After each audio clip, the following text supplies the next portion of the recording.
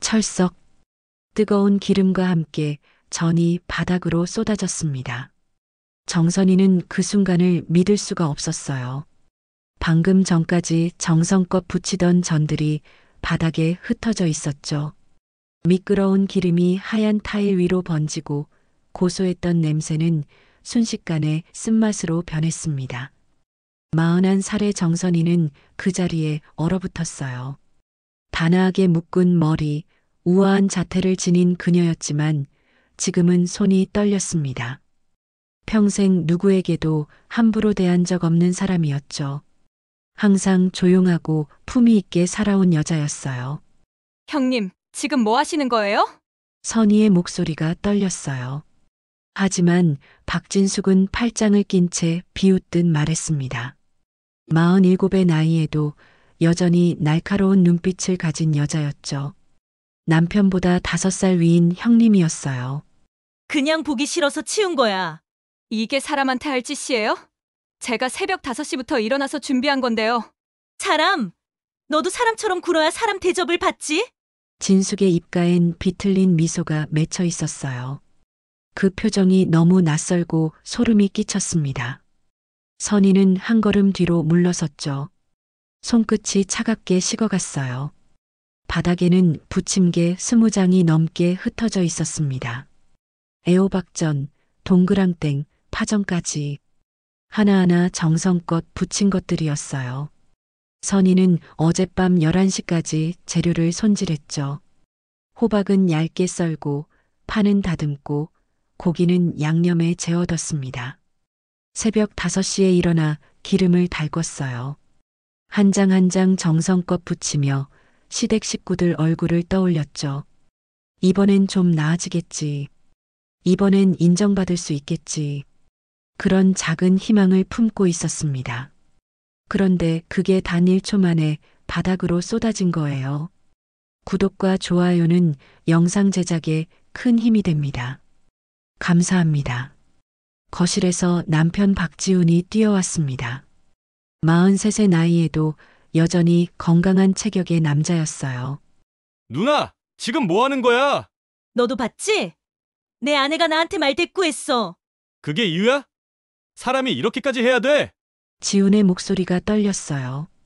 하지만 진숙은 오히려 더 당당했습니다. 가만히 있어. 내가 결혼을 제대로 못했으니까 이런 꼴이지. 내가 얼마나 반대했는데 이 여자랑 결혼했어? 그게 10년 전 일이야. 누나, 아직도 그 얘기를 해? 10년이 뭐가 중요해? 한 번 잘못 끼운 단추는 평생 가는 거야. 내가 동생 걱정해서 하는 말이야. 진숙은 팔짱을 낀 채 선희를 위아래로 훑쳤어요. 그 시선이 칼날처럼 날카로웠습니다. 처음부터 마음에 안 들었어.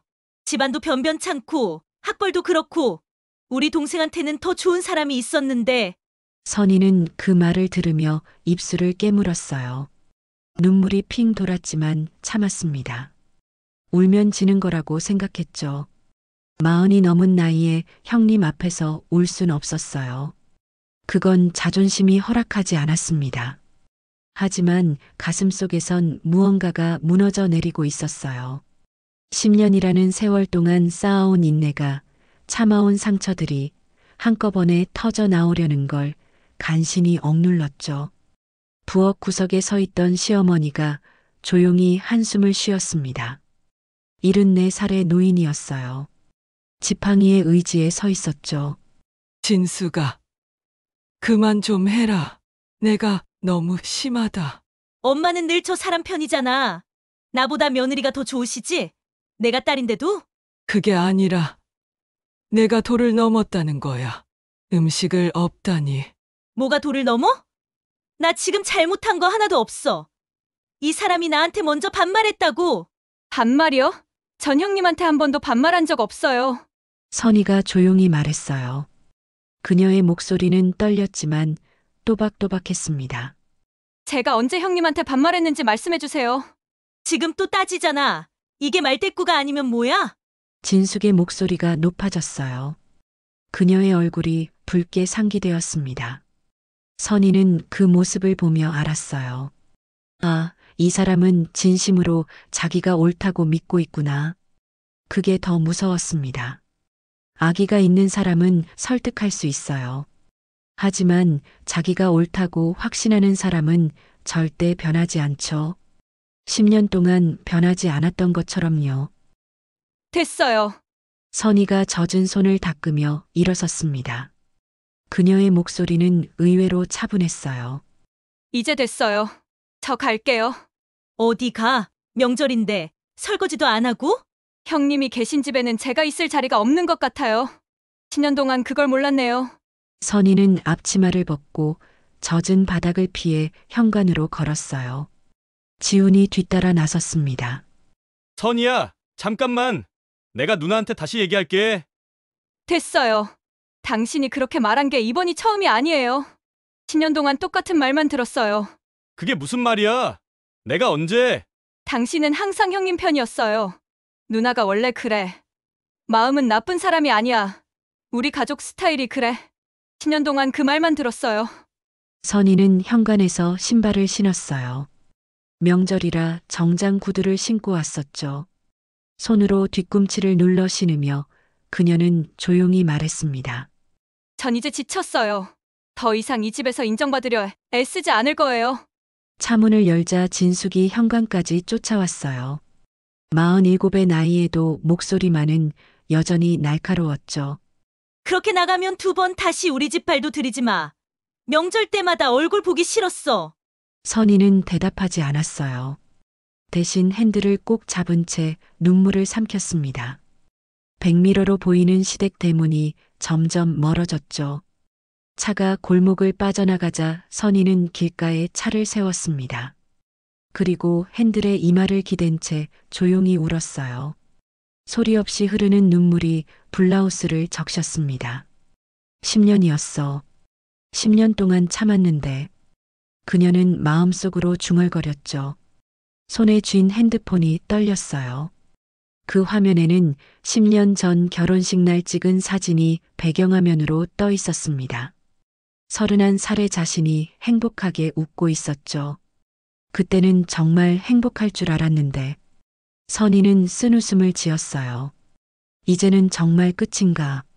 하지만 선희는 몰랐어요.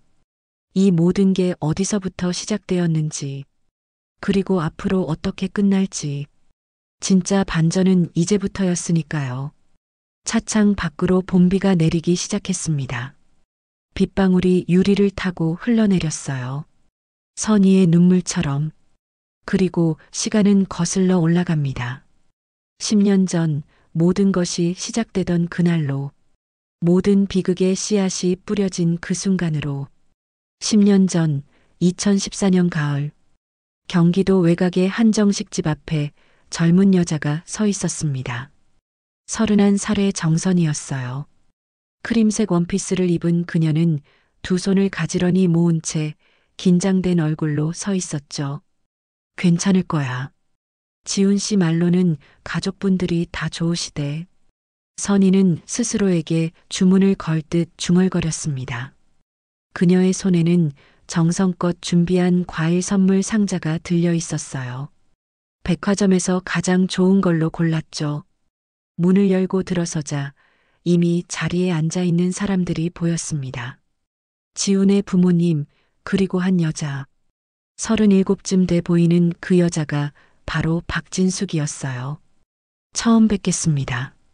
박지훈 씨와 결혼을 약속한 정선이라고 합니다. 부족하지만 잘 부탁드립니다. 선희는 공손하게 허리를 숙였어요. 그녀의 목소리는 맑고 또박또박했습니다. 지훈의 부모님은 따뜻하게 미소 지으며 자리를 권했죠. 어서 오세요. 지훈이한테 많이 들었어요. 앉으세요. 시어머니가 되실 분이 다정하게 말했습니다. 60대 중반의 단정한 여성이었어요. 하지만 옆에 앉은 진숙은 달랐어요.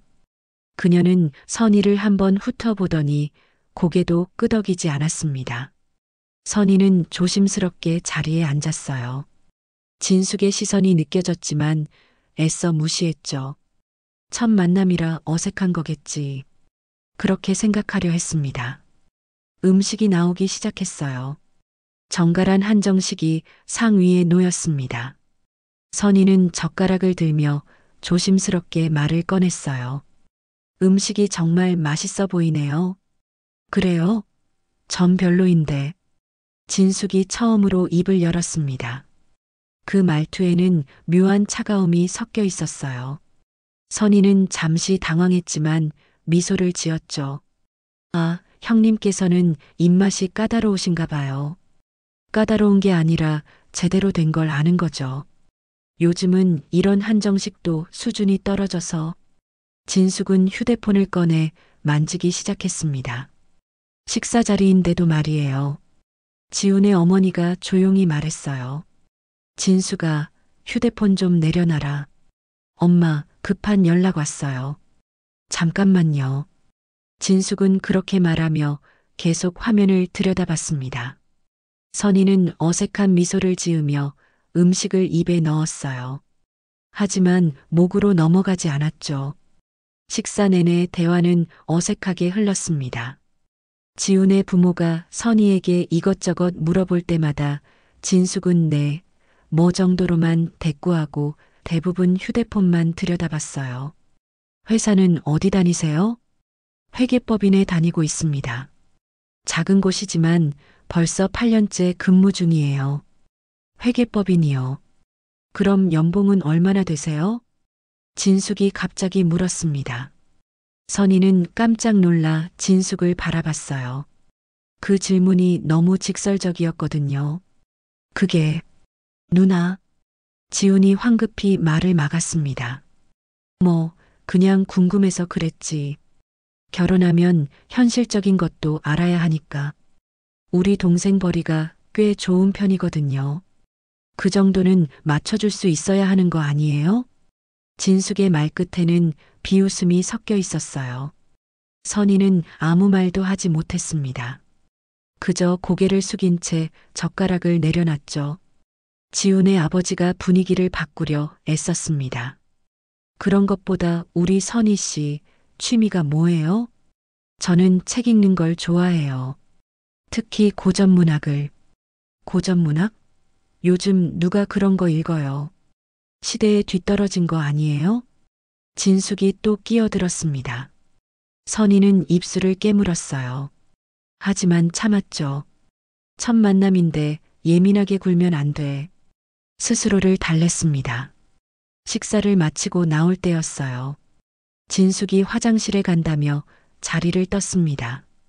잠시 후 돌아온 그녀는 선희에게 다가와 작은 목소리로 말했어요. 있잖아요. 우리 동생 정말 좋은 사람이에요. 근데 여자 보는 눈은 없어요. 그러니까 제가 잘 봐야 해요. 네? 무슨 말씀이신지. 제 말은요, 동생한테 잘해줘야 한다는 거예요. 혹시라도 마음 변해서 다른데 한눈 팔면 전 가만 안 있을 거예요. 진숙의 목소리는 낮았지만 날카로웠습니다. 선희는 등골이 오싹해지는 걸 느꼈어요. 저는 그런 사람 아닌데요. 지금은 그렇겠죠. 근데 사람 마음이란 게 변하잖아요. 전 그냥 미리 말해두는 거예요. 진숙이 한 걸음 더 다가왔습니다. 그녀의 눈빛이 묘하게 변했어요. 우리 동생은 제가 키웠다고 생각해요. 부모님이 바쁘셔서 제가 동생 밥 먹이고 씻기고 학교 보냈거든요. 중학교 때부터 대학 졸업할 때까지요. 그러셨군요. 그러니까 동생은 제 것이에요. 당신이 결혼한다고 해서 그게 바뀌는 건 아니에요. 이해했죠? 선희는 할 말을 잃었습니다. 이건 경고가 아니었어요. 선전포고였죠. 밖으로 나오자 지훈이 기다리고 있었습니다. 그는 선희의 손을 잡으며 물었어요. 상견례 어땠어? 우리 부모님 괜찮으셨지? 네, 좋으셨어요. 누나도 괜찮았어? 좀 무뚝뚝하긴 한데 원래 그래. 마음은 정말 따뜻한 사람이야. 나를 진짜 동생처럼 챙겨줬거든. 선희는 웃으며 고개를 끄덕였습니다. 하지만 그 웃음 뒤에는 불안이 자리 잡고 있었어요. 마음이 따뜻하다고? 방금 나한테 한 말이 따뜻한 거라고. 집으로 돌아가는 길, 선희는 계속 진숙의 말을 떠올렸습니다. 동생은 제 것이에요. 그 한마디가 머릿속을 떠나지 않았어요. 차창 밖으로 가을 단풍이 흩날렸습니다. 아름다운 풍경이었지만 선희의 마음은 무거웠죠. 그날 밤 진숙은 자신의 집 거실에 앉아 친구에게 전화를 걸었습니다. 지훈이가 결혼한다더니 참 별로야. 회계법인 직원이래. 뭐 하나 마음에 드는 게 없어. 그래도 동생이 좋아하면 된 거 아니야? 아니야. 지훈이는 여자 보는 눈이 없어. 내가 잘 봐줘야 해. 우리 동생 아깝지 않니? 근데 넌 왜 그렇게 동생한테 집착해? 너도 연애 좀 해. 연애? 난 결혼할 생각 없어. 동생 챙기는 것만으로도 바쁜데. 그리고 말이야. 진숙은 잠시 말을 멈췄다가 이어갔습니다. 난 동생을 누구보다 사랑해. 그 누구도 내 동생을 뺏어갈 순 없어. 절대로. 전화를 끄는 진숙은 창밖을 바라봤습니다. 그녀의 눈빛에는 묘한 집착이 어려 있었어요. 한편 선희는 자신의 방에서 일기를 쓰고 있었습니다. 오늘 상견례를 다녀왔다. 시댁 부모님은 정말 좋으신 분들이었다. 하지만 형님이 될 분이 조금 걱정된다. 뭔가 나를 경계하는 느낌이었다. 동생은 제 것이라는 말이 자꾸 맴돈다. 기분 탓일까? 아니면 정말로 나를 경계하는 걸까? 선희는 펜을 내려놓고 한숨을 쉬었습니다. 며칠 뒤 선희의 어머니가 물었어요. 상견례는 어땠냐? 괜찮았어요, 어머니. 다들 좋으신 분들이셨어요. 시댁 분위기가 좋은가 보구나. 다행이다. 네, 그런 것 같아요. 선희는 웃으며 대답했지만 손끝이 떨렸습니다. 어머니에게는 차마 말할 수 없었어요. 형님이 될 사람이 자신을 노골적으로 경계했다는 것을 그때는 몰랐습니다. 그날 느꼈던 싸늘한 눈빛이 자신의 결혼 생활을 송두리째 흔들게 될 줄은, 그리고 10년이라는 긴 세월 동안 자신을 괴롭힐 줄은. 선희는 창밖을 바라보며 중얼거렸어요. 그래도 사랑하니까 괜찮겠지. 지훈 씨를 믿어야지. 하지만 그 믿음은 곧 시험대에 오르게 됩니다. 그리고 10년 후 그녀는 깨닫게 될 것입니다. 사랑만으로는 부족하다는 것을, 때로는 싸워야 한다는 것을. 일주일 후 지훈이 선희에게 전화를 걸었습니다. 선희야, 누나가 우리 다음 주에 만나자는데 어때? 형님이요? 왜요? 그냥 선희 좀 더 알고 싶대. 상견례 때 제대로 얘기 못해서. 선희는 잠시 망설였습니다. 하지만 거절할 수 없었어요. 알겠어요. 만날게요. 고마워.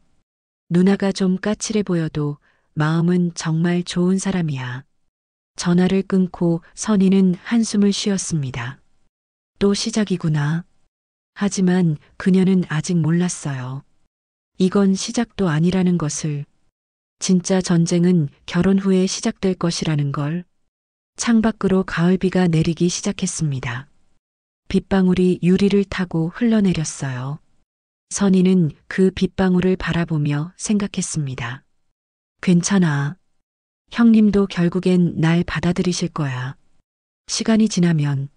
하지만 시간은 아무것도 해결해주지 않았습니다. 오히려 상처만 깊어질 뿐이었죠. 그렇게 선희의 긴 싸움이 예고되고 있었습니다. 2015년 5월 16일 서울 강남의 한 웨딩홀이 화사한 꽃들로 가득 찼습니다. 선희의 결혼식 날이었어요. 새하얀 웨딩드레스를 입은 그녀는 거울 앞에 서 있었죠. 정말 예쁘다, 선희야. 친구들이 감탄하며 말했습니다. 선희는 수줍게 웃었어요. 31살의 결혼이었지만 행복했습니다. 지훈과 함께라면 무엇이든 이겨낼 수 있을 것 같았죠. 신부님, 10분 후에 입장하시면 됩니다. 웨딩 플래너가 노크를 하며 알려줬어요. 선희는 깊게 숨을 들이마셨습니다. 떨리는 손을 진정시키려 애썼죠. 그때였습니다. 복도 쪽에서 누군가 우는 소리가 들려왔어요. 저게 무슨 소리지? 친구 하나가 문을 조금 열어봤습니다. 그리고 놀란 표정으로 돌아왔어요. 선희야, 저기 누가 엄청 울고 있어. 혹시 내가 아는 사람이야? 선희가 조심스럽게 문틈으로 내다봤습니다. 복도 구석에 박진숙이 서 있었어요. 37의 여자가 손수건을 움켜쥐고 훌쩍이고 있었죠. 형님. 선희는 나가려다 멈칫했습니다. 뭐라고 위로해야 할지 몰랐거든요. 그때 한 하객이 진숙에게 다가가 물었어요. 무슨 일이세요? 괜찮으세요? 전 괜찮아요. 그냥 동생이 결혼한다니까 감회가 새로워서요. 그 여자가 진숙의 어깨를 토닥였습니다. 하지만 진숙은 계속 울었어요. 보조 신부가 선희에게 속삭였죠. 신랑 누나래요. 저렇게 우시는 거 처음 봐요. 보통 어머니가 우시는 건 봤어도. 선희는 가슴이 답답해졌습니다. 뭔가 잘못되고 있다는 느낌이 들었어요. 하지만 곧 입장 시간이었죠. 생각할 겨를이 없었습니다. 입장 음악이 울려 퍼졌어요. 선희는 아버지의 팔을 잡고 천천히 걸었습니다. 하객들이 박수를 쳤고 플래시가 터졌죠. 하지만 선희의 눈에는 맨 앞줄에 앉은 진숙이 보였어요. 진숙은 여전히 눈물을 닦고 있었습니다. 화장이 번진 얼굴로 선희를 쳐다봤어요. 그 눈빛이 너무 이상했습니다. 슬픔이 아니라 원망 같은 게 섞여 있었거든요. 선희는 고개를 돌렸습니다. 그리고 지훈을 바라봤어요. 그는 환하게 웃고 있었죠. 선희도 미소를 지었습니다. 괜찮아. 오늘은 행복한 날이야. 예식은 무사히 진행됐습니다. 서약을 하고 반지를 교환하고 키스를 했어요. 하객들이 환호했죠. 하지만 맨 앞줄의 진숙만은 박수를 치지 않았습니다. 피로연이 시작됐어요. 선희와 지우는 하객들에게 인사를 다녔습니다. 웃고 악수하고 감사 인사를 했죠. 그러다 진숙 테이블에 도착했어요. 형님, 와주셔서 감사합니다. 선희가 공손하게 인사했습니다. 진숙은 선희를 위아래로 훑어보더니 짧게 말했어요. 드레스 좀 화려하네요. 나이에 비해서. 네. 31살이면 좀 더 차분한 게 어울리는데. 뭐, 본인 마음이니까. 진숙은 그렇게 말하고는 음식을 입에 넣었습니다. 선희는 할 말을 잃었어요. 지훈이 황급히 끼어들었죠. 누나, 오늘 좋은 날인데 그런 말 좀. 난 그냥 솔직하게 말한 것뿐이야. 동생 생각해서. 지훈은 더 이상 말하지 못했습니다.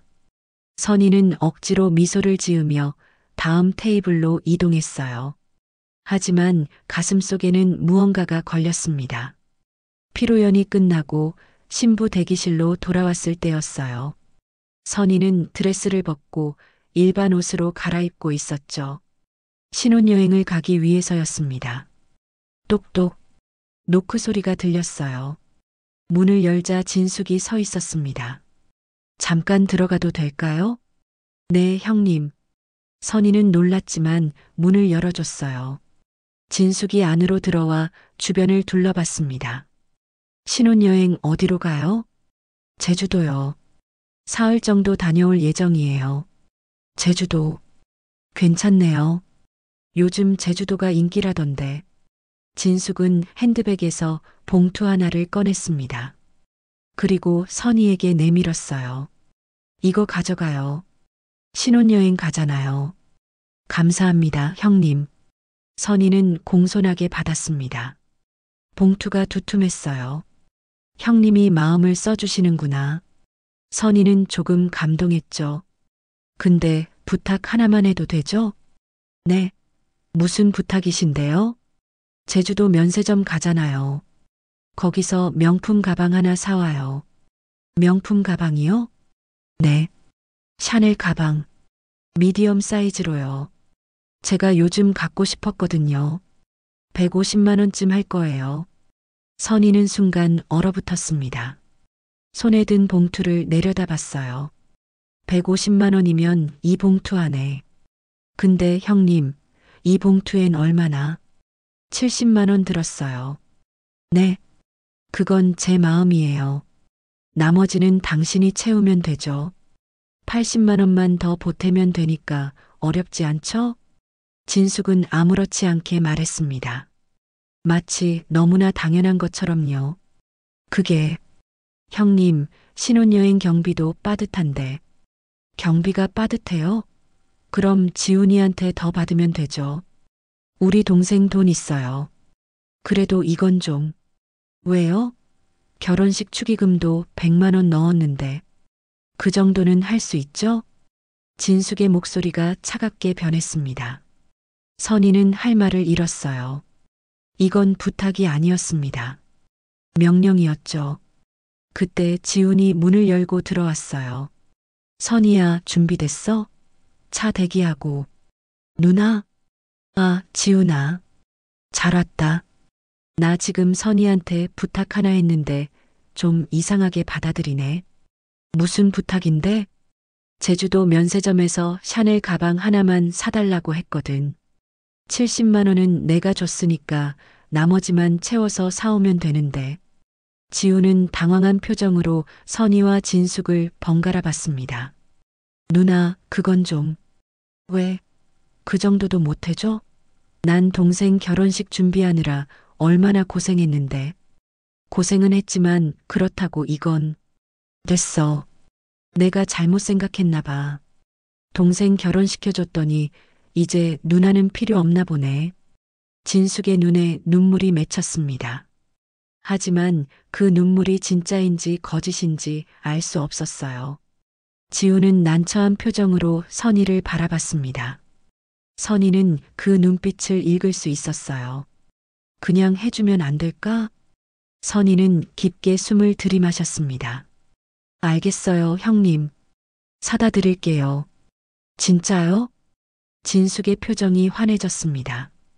아까의 눈물은 온데간데 없었어요. 네. 면세점 들러서 사다 드릴게요. 역시 우리 선희가 착하네요. 고마워요. 브랜드는 샤넬이고 미디엄 사이즈예요. 색상은 블랙으로 부탁해요. 진숙은 선희의 손을 꼭 잡았습니다. 하지만 그 손길이 따뜻하지 않았어요. 차가웠습니다. 진숙이 나간 후 지훈이 조심스럽게 말했어요. 미안해. 우리 누나가 좀 그래. 선희는 대답하지 않았습니다. 그저 가방을 챙기며 물었죠. 당신은 형님 편인 거죠? 뭐? 무슨 소리야? 방금 형님이 나한테 150만 원짜리 가방을 사오라고 했는데 당신은 그게 당연한 것처럼 생각하는 것 같아서요. 당연한 게 아니라 그냥 누나가 워낙 고집이 세서. 고집이 세면 다 되는 건가요? 선희의 목소리가 떨렸습니다. 지우는 할 말을 잃었어요. 결혼식 날부터 이러면 앞으로는 어떻게 되는 거예요? 선희야. 됐어요. 차 기다린다며요. 가요. 선희는 그렇게 말하고 대기실을 나갔습니다. 지우는 그 뒤를 따라갔죠. 공항으로 가는 차 안은 조용했습니다. 둘 다 말이 없었어요. 선희는 창밖을 바라보며 생각했습니다. 결혼식 날부터 이러는데 정말 괜찮을까? 제주도에 도착한 첫날 밤 호텔방에서 선희는 여행 가방을 정리하고 있었습니다. 손에는 진숙이 준 봉투가 들려 있었어요. 그녀는 그 봉투를 한참 바라봤습니다. 이건 시작일 뿐이겠지. 선희가 중얼거렸습니다. 지우는 모른 척 창밖을 봤어요. 우리 누나가 원래 좀 그런 사람이야. 마음은 나쁘지 않아. 당신은 항상 그렇게 말하죠. 마음은 나쁘지 않다고. 선희는 봉투를 가방 깊숙이 넣었습니다. 그리고 화장대 앞에 앉았어요. 거울 속 자신의 얼굴이 피곤해 보였습니다. 잠깐 나갔다 올게요. 어디가? 바람 좀 쏘고 올게요. 선희는 호텔 복도로 나갔습니다. 그리고 자판기 앞에 서서 커피를 뽑았어요. 따뜻한 캔을 손에 쥐자 조금 진정이 됐습니다. 괜찮아. 시간이 지나면 나아질 거야. 형님도 나를 받아들이실 거야. 하지만 그 생각은 너무 순진한 것이었습니다. 진숙은 절대 변하지 않을 사람이었으니까요. 복도 끝에서 휴대폰이 울렸어요. 선희는 주머니에서 폰을 꺼냈습니다. 문자 한 통이 와 있었죠. 가방 색상은 블랙이에요. 혹시 블랙이 없으면 베이지도 괜찮아요. 잊지 말고요. 형님. 선희는 한숨을 쉬었습니다. 결혼식 날 밤인데도 이런 문자를 보내다니. 그녀는 휴대폰을 주머니에 넣고 창밖을 바라봤습니다. 제주도 밤바다가 보였어요. 달빛이 물결에 반짝이고 있었죠. 이게 결혼이구나. 사랑하는 사람과 함께 사는 것. 그리고 그 사람의 가족까지 받아들이는 것. 하지만 받아들이기엔 너무 버거웠습니다. 이제 겨우 결혼식이 끝난 날인데 벌써 이렇게 힘들었으니까요. 선희는 방으로 돌아갔습니다. 지우는 이미 잠들어 있었어요. 선희는 조용히 침대에 누웠습니다. 천장을 바라보며 그녀는 생각했어요. 10년 후엔 어떻게 될까? 형님과 나는 어떤 관계가 될까? 그리고 그 답은 10년 후에 알게 될 것입니다. 너무나 고통스러운 방식으로. 선희는 눈을 감았습니다. 내일부터 시작될 신혼여행이 두려웠어요. 면세점에 가면 또 그 가방을 사야 하니까요. 그리고 이건 시작에 불과했습니다. 앞으로 10년 동안 계속될 긴 싸움의 첫걸음이었죠. 창밖으로 제주도 밤바람이 불어왔습니다. 시원한 바람이었지만 선희의 마음은 무거웠어요. 정말 괜찮을까? 우리의 결혼 생활은. 하지만 이미 늦었습니다. 결혼은 이미 했고 이제 앞으로 나아가는 수밖에 없었으니까요. 신혼여행에서 돌아온 지 한 달이 지났습니다. 선희와 지우는 서울 마포구의 아파트에서 신혼살림을 시작했어요. 33평 남짓한 공간이었지만 둘이 살기엔 충분했죠. 선희는 매일 아침 회계법인에 출근하고 저녁엔 집에 돌아와 저녁을 준비했습니다. 평범하고 행복한 일상이었어요. 적어도 처음 한 달은 그랬습니다. 어느 화요일 저녁이었어요.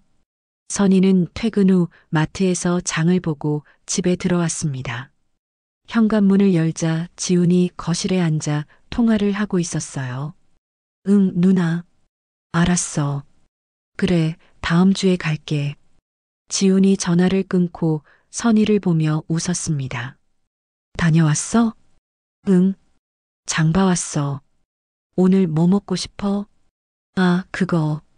누나가 이번 주말에 내려오래. 내려온다고? 우리 집으로? 아니, 시댁에. 우리 보고 내려오래. 선희는 장바구니를 내려놓으며 물었어요. 무슨 일인데? 그냥 부모님 뵙고 오래. 결혼하고 한 달 됐으니까. 선희는 냉장고에 장 본 것들을 넣으며 생각했습니다. 벌써? 신혼여행 갔다 온 지 겨우 한 달인데. 하지만 말하지 않았어요. 시댁에 가는 게 며느리의 도리라고 생각했으니까요. 알았어. 그럼 토요일에 갈까? 응, 토요일 아침 일찍 가자. 그 주말 선희와 지우는 시댁으로 향했습니다.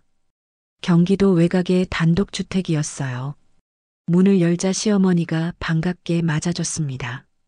어서 와라, 선희야. 잘 왔다. 어머니, 안녕하세요. 선희는 공손하게 인사했습니다. 그리고 준비해온 과일 상자를 건넸죠. 시어머니는 고맙다며 받았어요. 거실로 들어서자 진숙이 소파에 앉아 있었습니다. 38배 그녀는 선희를 보더니 짧게 말했어요. 왔네요. 네, 형님. 안녕하세요. 선희가 인사했지만 진숙은 고개만 끄덕였습니다. 그리고 지훈에게 환하게 웃으며 말했어요. 지훈아, 여기 앉아. 누나가 내가 좋아하는 거 만들어뒀어. 진숙은 부엌으로 가서 음식을 가져왔습니다. 잡채와 불고기, 그리고 떡볶이까지. 지훈이 좋아하는 음식들이었어요. 누나, 이거 다 언제 만들었어? 어제부터 준비했지. 우리 동생 좋아하는 거 만들어주고 싶어서. 진숙은 직접 지훈의 앞에 음식을 놓아줬습니다. 마치 어린아이를 챙기듯이요. 선희는 그 모습을 보며 묘한 기분이 들었어요. 점심을 먹는 동안 진숙은 계속 지훈에게만 말을 걸었습니다. 요즘 회사는 어때? 괜찮아, 누나. 프로젝트 하나 잘 마무리했어. 역시 우리 동생은 똑똑해. 선희 씨는 회사 어때요? 진숙이 갑자기 선희에게 물었습니다. 하지만 그 말투가 어색했어요. 마치 억지로 묻는 것 같았죠. 괜찮습니다, 형님. 바쁘긴 하지만 재미있게 다니고 있어요. 그래요? 근데 결혼했으면 일 좀 줄일 생각은 없어요? 줄인다는 게 무슨 말씀이신지. 요즘은 워킹맘들이 많긴 하지만요. 우리 집은 원래 여자가 집안일에 전념하는 게 전통이거든요. 선희는 젓가락을 놓으며 대답했습니다. 저는 일을 계속하고 싶어요. 제 일이 좋아서요. 그렇게 일이 좋아요? 지훈이 버리도 괜찮은데. 그게 아니라 제가 하고 싶은 일이에요. 그리고 경제적으로도 독립하고 싶고요. 경제적 독립? 결혼했는데 무슨 독립이에요? 남편이랑 하나가 돼야죠. 진숙의 목소리에 비웃음이 섞였습니다. 선희는 입술을 깨물었어요. 하지만 참았죠. 식사를 마친 후 선희는 설거지를 하러 부엌으로 갔습니다. 시어머니가 따라와서 도와주려 했어요. 어머니, 제가 할게요. 앉아 계세요. 고맙다, 선희야. 너 착하다. 시어머니는 선희의 손을 꼭 잡아줬습니다. 그 순간만큼은 따뜻했어요. 하지만 진숙이 부엌으로 들어왔습니다. 엄마, 나가 계세요. 내가 선희 도와줄게요. 그래, 그럼 부탁한다. 시어머니가 나가자 부엌엔 선희와 진숙만 남았습니다. 물소리만 흐르는 정적 속에서 진숙이 입을 열었어요. 있잖아요, 선희 씨. 네, 형님. 앞으로 일주일에 한 번은 시댁에 내려와요. 일주일에 한 번이요? 네. 부모님 뵙고 가야죠. 며느리 돌이잖아요. 그래도 일주일에 한 번은 너무 자주. 자주? 우리 엄마 74살이신데 언제 무슨 일이 생길지 모르잖아요. 자주 와서 얼굴 보여드려야죠. 진숙의 말은 그럴듯했습니다. 하지만 선희는 알았어요. 이건 부모님을 위한 게 아니라 진숙 자신을 위한 거라는 걸. 형님, 그런데 저도 직장이 있어서. 직장? 아까도 말했잖아요. 일 좀 줄이면 되죠. 그건 제가 결정할 문제예요. 그렇게 이기적이면 안 되죠. 결혼했으면 남편 가족도 생각해야죠. 선희는 물을 잠그고 진숙을 똑바로 바라봤습니다. 형님, 전 이기적인 게 아니에요. 다만 제 삶도 있다는 거예요. 제 삶?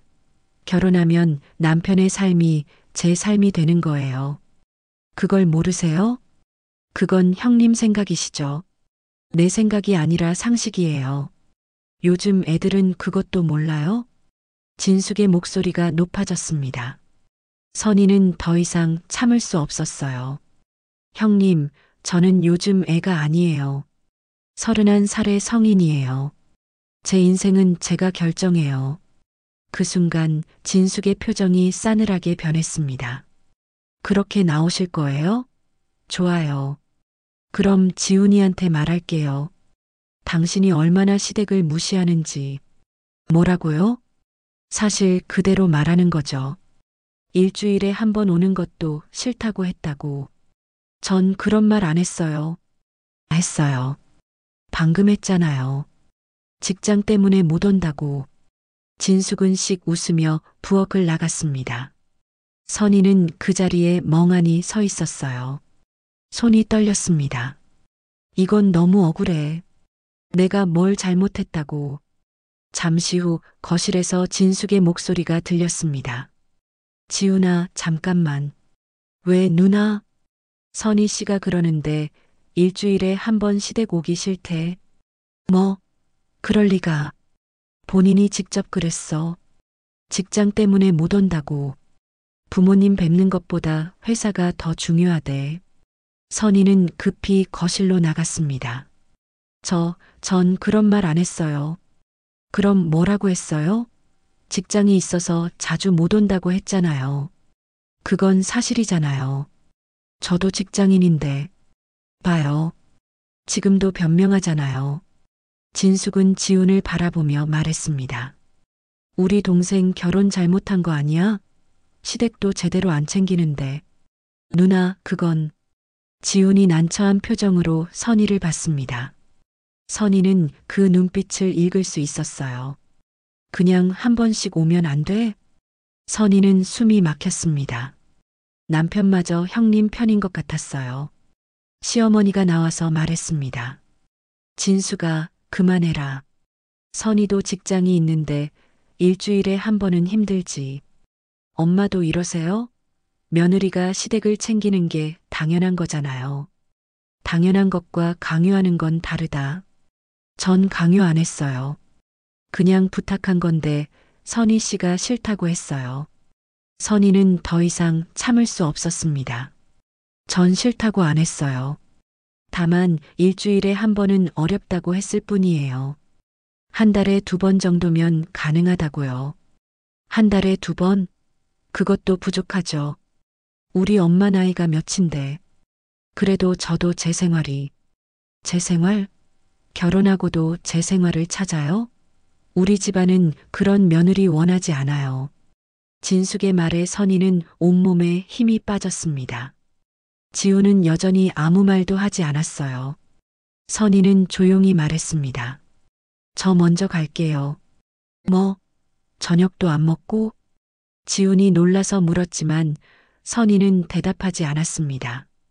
그녀는 가방을 들고 현관으로 향했어요. 뒤에서 진숙의 목소리가 들렸습니다. 봐요. 저러니까 문제지. 시댁에서 밥도 안 먹고 나가요. 선희는 신발을 신으며 눈물을 참았습니다. 울면 안 된다고 생각했어요. 진숙 앞에서 약한 모습을 보이고 싶지 않았죠. 현관문을 나서는 순간 지훈이 쫓아왔습니다. 선희야, 잠깐만. 나요. 미안해. 내가 누나한테 다시 얘기할게. 당신은 항상 그렇게 말하죠. 하지만 변하는 건 없어요. 선희는 지훈의 손을 뿌리치고 차에 올랐습니다. 차가 출발하자 백미러로 시댁이 보였어요.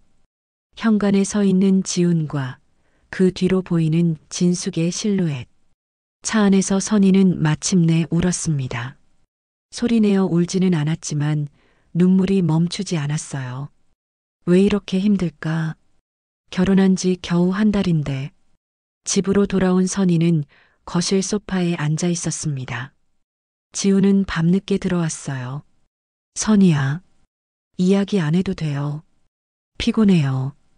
그래도 오해를 풀어야. 무슨 오해요? 형님이 저보고 시댁 무시한다고 했죠? 그게 오해예요?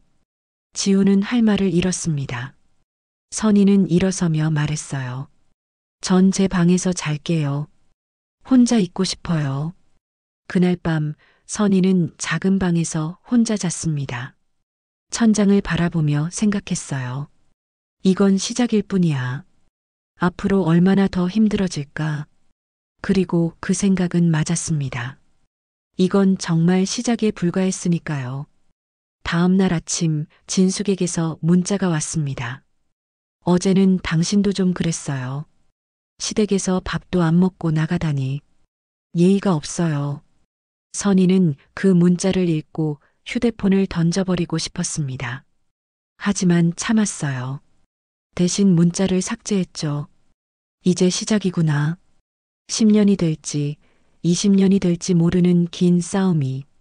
창밖으로 아침 햇살이 들어왔습니다. 밝은 햇살이었지만 선희의 마음은 어두웠어요. 결혼한 지 5달이 지났습니다. 2015년 9월 추석이 다가왔어요. 선희의 첫 명절이었죠. 그녀는 일주일 전부터 준비를 시작했습니다. 명절 음식 만드는 법을 어머니에게 배우고 레시피를 노트에 적었어요. 선희야, 시댁에서 뭘 좋아하시는지 미리 알아봐라. 어머니가 조언했습니다. 선희는 고개를 끄덕였죠. 네, 어머니. 열심히 준비할게요. 명절 이틀 전 진숙에게서 전화가 왔습니다. 선희 씨, 추석 준비 어떻게 하고 있어요? 열심히 준비하고 있어요, 형님. 그래요? 근데 하루 전에 미리 와서 준비하는 게 어때요? 명절 음식은 시간이 많이 걸리잖아요. 하루 전에요? 그런데 저는 회사가. 또 회사 얘기예요? 추석인데 회사를 쉬어야죠. 명절이 회사보다 중요하잖아요. 선희는 한숨을 삼켰습니다. 알겠어요, 형님. 하루 전에 갈게요. 그래야죠. 그래야 제대로 된 며느리지. 전화를 끊은 선희는 회사에 연차를 신청했습니다. 상사가 물었어요. 명절 당일도 쉬는데 하루 전에도 쉬어요? 죄송합니다. 시댁에서 미리 오래요. 상사는 이해한다는 듯 고개를 끄덕였지만 동료들의 시선이 따가웠습니다. 추석 전날 선희는 큰 가방을 들고 시댁으로 향했어요. 가방 안에는 앞치마와 준비해온 재료들이 가득했죠. 지우는 회사 일 때문에 당일 아침에 내려오기로 했습니다. 시댁 문을 열자 진숙이 이미 와 있었어요. 왔어요? 늦었네요. 벌써 2시인데. 죄송해요, 형님. 회사에서 오느라. 됐어요. 어서 들어와요. 일 많아요.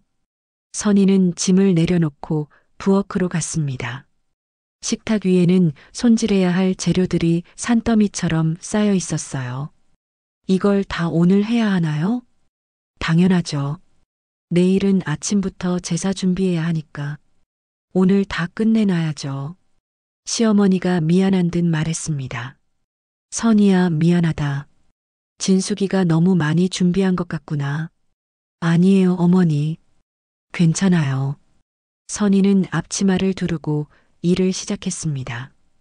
고사리를 다듬고 도라지를 손질하고 나물을 삶았어요. 시간이 흐를수록 허리가 아팠지만 쉴 수 없었죠. 진숙은 거실에 앉아 텔레비전을 보고 있었습니다. 가끔 부엌으로 와서 선희가 하는 일을 확인했어요. 고사리 너무 질기게 삶았네요. 다시 해야겠어요. 네. 우리 집은 고사리를 부드럽게 먹거든요. 이건 너무 질겨요. 다시 삶으세요. 선희는 막 삶아낸 고사리를 바라봤습니다. 1시간이나 걸린 작업이었어요. 그래도 이 정도면. 아니에요. 다시 하세요. 제대로 하지 않으면 제사상에 올릴 수 없어요. 진숙은 단호하게 말했습니다. 선희는 입술을 깨물며 고사리를 다시 냄비에 넣었어요. 눈물이 날 것 같았지만 참았습니다. 저녁 8시가 되었을 때였어요. 선희는 여전히 부엌에서 일하고 있었습니다. 진숙이 다가와서 말했죠. 나 배고파요. 저녁 안 먹어요? 죄송해요, 형님. 제가 지금 손이 떼질 못해서. 그럼 라면이라도 끓여줘요. 간단한 거라도요. 네. 지금요? 네. 나 아침부터 아무것도 못 먹었어요. 당신은 점심 먹고 왔잖아요. 선희는 당황했습니다. 지금 손을 떼면 나물이 다 타버릴 텐데요. 형님, 제가 이것만 끝내고. 됐어요. 내가 알아서 할게요. 며느리가 시누이 밥도 안 차려주네. 진숙은 투덜거리며 라면을 끓이기 시작했습니다. 선희는 미안한 마음이 들었지만 어쩔 수 없었어요. 부엌 한쪽에서는 나물이 끓고 있었으니까요.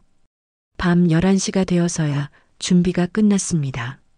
선희는 녹초가 되어 거실 바닥에 주저앉았어요. 허리가 끊어질 것 같았죠. 시어머니가 따뜻한 차를 가져다 줬습니다. 고생 많았다, 선희야. 어서 자거라. 네, 어머니. 안녕히 주무세요. 선희는 지훈이 쓰던 옛날 방으로 들어갔습니다. 좁은 방이었지만 누울 곳이 있다는 게 감사했어요. 침대에 눕자마자 잠이 쏟아졌죠. 다음 날 새벽 5시, 선희는 알람 소리에 눈을 떴습니다. 온몸이 뻐근했어요. 하지만 일어나야 했죠. 제사 준비를 해야 하니까요. 부엌에 가자 진숙이 이미 와 있었습니다. 늦었네요. 새벽 4시 반에 일어나야 하는 거 아니에요? 죄송해요, 형님. 됐어요. 어서 전 부치세요. 선희는 부침개 반죽을 시작했습니다. 어머니에게 배운 대로 정성껏 만들었어요. 밀가루와 물의 비율을 맞추고 야채를 썰어 넣었죠. 기름을 두르고 하나하나 부치기 시작했습니다. 1시간 후 애호박전 10장이 완성됐습니다. 고소한 냄새가 부엌 가득 퍼졌어요. 선희는 뿌듯했습니다. 그때 진숙이 다가와 전을 하나 집어먹었습니다.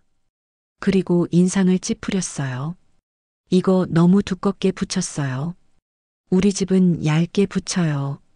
아, 그래요? 다음부터는 얇게. 다음부터가 아니라 지금 다시 해요. 네. 이걸 다시요? 당연하죠. 제사상에 올릴 건데 제대로 된 걸 올려야죠. 우리 집 전통이 있어요. 선희는 믿을 수 없었습니다. 1시간 동안 정성껏 만든 건데 다시 하라니요.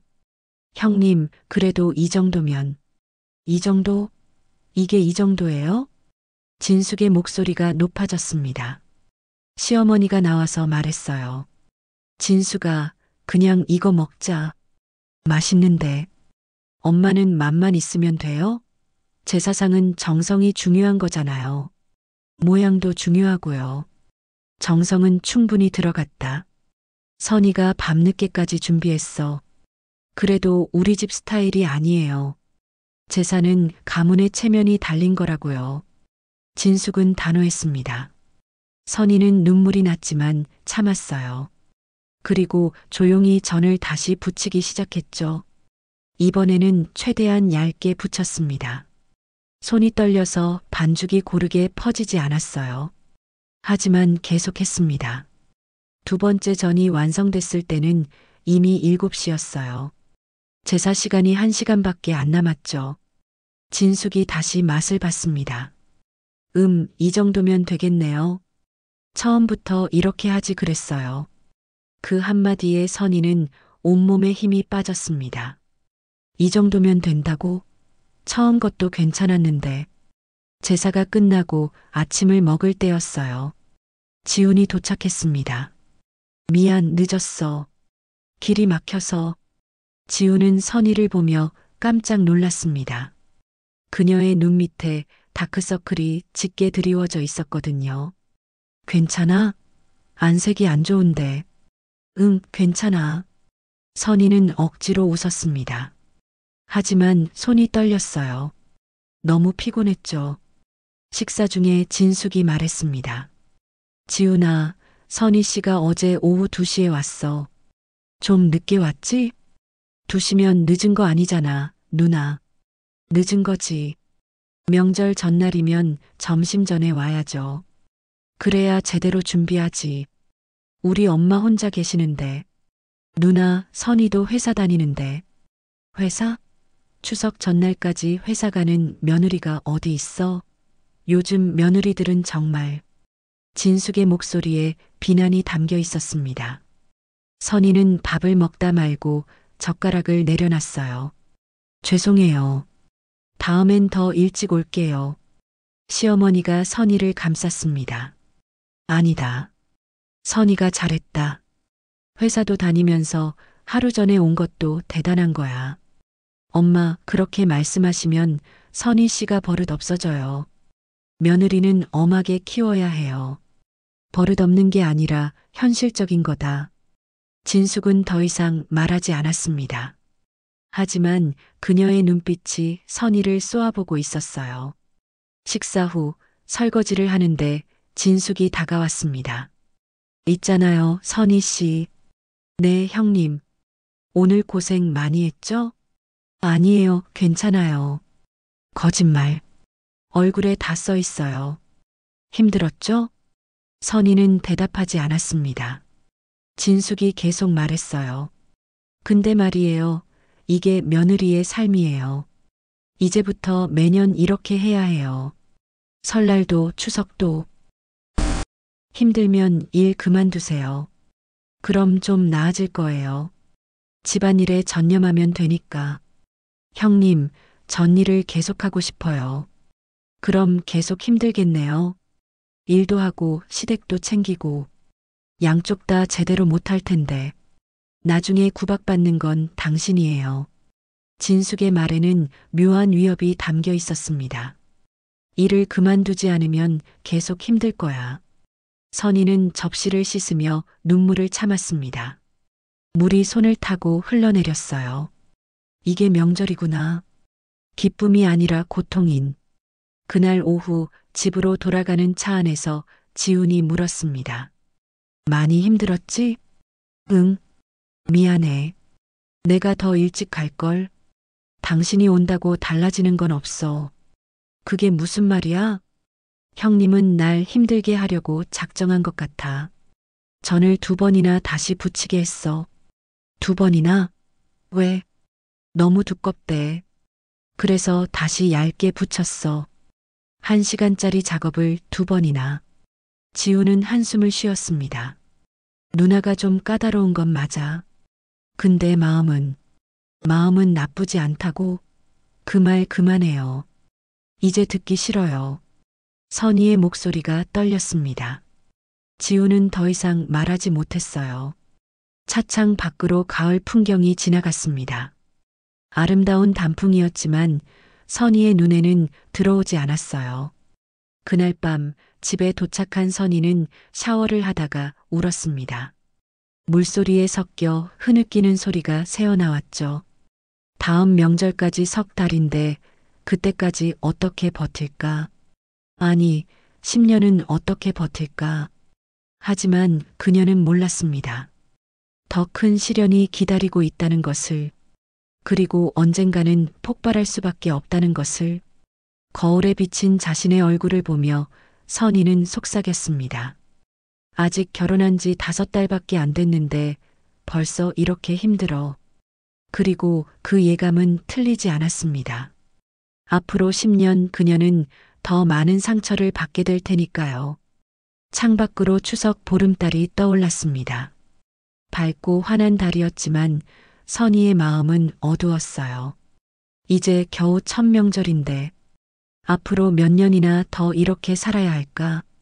침대에 누워 천장을 바라보며 선희는 생각했습니다. 그래도 참아야 해. 사랑하니까. 지훈을 사랑하니까. 하지만 사랑만으로는 부족했습니다. 때로는 싸워야 한다는 것을 그녀는 아직 몰랐어요. 2017년 여름. 결혼한 지 2년이 흘렀습니다.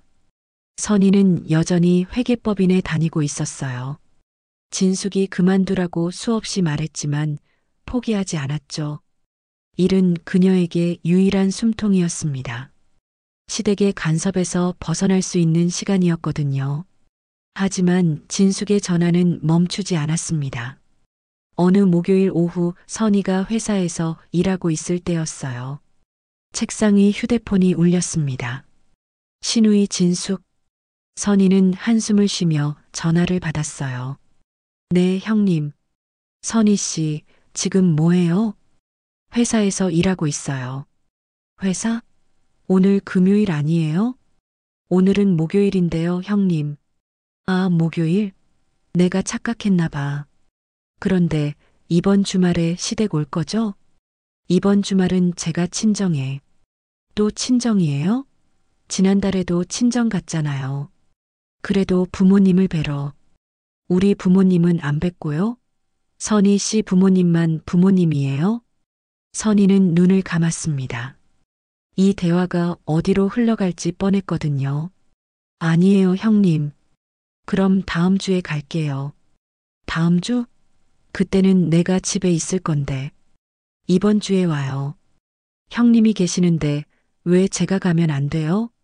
내가 동생이랑 단둘이 시간을 보내고 싶거든요. 요즘 지훈이가 나한테 소홀해요. 결혼하고 나서 완전히 달라졌어요. 선희는 어이가 없었습니다. 35살의 귀여운 남성이 누나와 단둘이 시간을 보내야 한다니요. 형님, 지훈 씨는 결혼했어요. 이제 저랑 시간을 보내야죠. 결혼했어도 가족은 가족이에요. 혈육은 변하지 않아요. 당신이 아무리 결혼했다고 해도 그건 마찬가지예요. 그래도 됐어요. 어차피 당신은 이해 못할 거예요. 우리 남매의 끈끈함을. 당신은 외동이니까 모르겠지만요. 진숙은 그렇게 말하고 전화를 끊었습니다. 선희는 전화기를 내려다보며 한숨을 쉬었어요. 옆자리 동료가 물었습니다. 선희 씨, 괜찮아요? 안색이 안 좋은데. 응, 괜찮아. 그냥 좀 피곤해서. 시댁 일이에요? 선희는 대답 대신 쓴웃음을 지었습니다. 동료는 이해한다는 듯 고개를 끄덕였죠. 결혼하면 다 그래요. 시댁이 제일 힘들어요. 근데 이렇게까지 힘든 줄은 몰랐어. 시누이 있어요? 네. 형님이 한 분 계세요. 아, 그럼 더 힘들겠다. 시누이가 시어머니보다 더 힘들다고 하잖아요. 선희는 고개를 끄덕였습니다. 그 말이 너무나 맞았어요. 그날 저녁 집에 돌아온 선희는 지훈에게 말했습니다. 형님이 이번 주말에 혼자 시댁 가래요. 응, 나도 연락 받았어. 당신 혼자요? 응. 누나가 나랑 얘기할 게 있대. 무슨 얘기인데요? 글쎄, 그냥 오래 못 만났으니까 보고 싶은가 봐. 선희는 소파에 앉으며 물었습니다. 형님은 자기 인생은 없나 봐요. 왜 맨날 당신만 찾는 거예요? 그게 무슨 말이야? 결혼도 안 하고 직장도 작년에 그만뒀잖아요.